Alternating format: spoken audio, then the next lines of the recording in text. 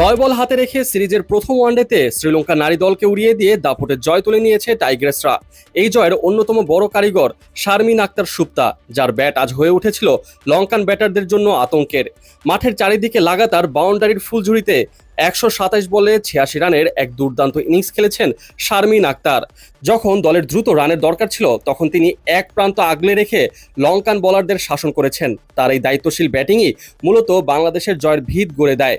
শারমিনের এই দুর্দান্ত 50-তে ছিল 13টি দৃষ্টিনন্দন চারের মার। আর শেষের দিকে সুবহানা মুশতারি ও স্বর্ণা আক্তারের দুর্দান্ত ক্যামিওতে শেষ মুহূর্তে গিয়ে জয় ছিনিয়ে আনে বাংলাদেশ। টস জিতে আগে ব্যাট করতে নেমে বাংলাদেশের বোলারদের তোপের মুখে পড়ে শ্রীলঙ্কা। শুরু থেকেই মারুফা আক্তার ও নাহিদা আক্তার লঙ্কান ব্যাটারদের চেপে ধরেন।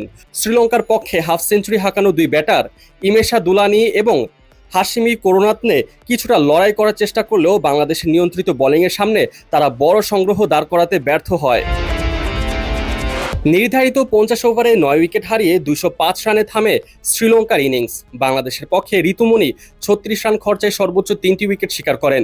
এছাড়া নাহিদা আক্তার 38 বলে 2 উইকেট এবং মারুফা আক্তার ও সুলতানা খাতুন একটি করে উইকেট নেন।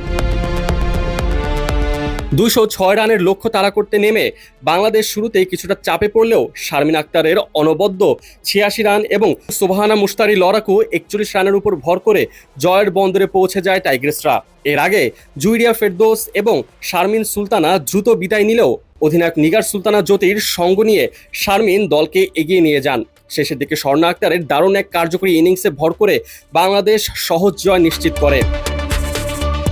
এই জয়ের ফলে 3 ম্যাচের ওয়ানডে সিরিজে 1-0 ব্যবধানে এগিয়ে গেল বাংলাদেশ। নিখুঁত টিম গেম এবং শারমিনের অতিমানবীয় ব্যাটিং পারফরমেন্সের উপর ভর করে বাংলাদেশ ছিনিয়ে নিল নিজেদের প্রথম জয়।